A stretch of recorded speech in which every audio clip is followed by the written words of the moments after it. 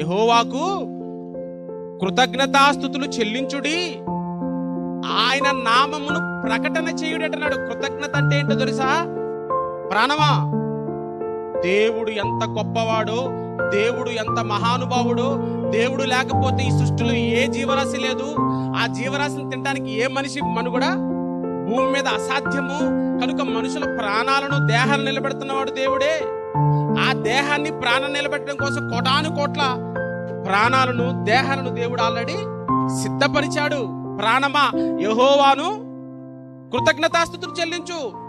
ఆయన నామమును నువ్వేం చేయాలి తెలుసా? ప్రకటన చేయాలండి. దేవుడు గురించి ప్రకటన చేయాలి. ప్రాణం, ఆయన కార్యాలకు చెప్పాలట.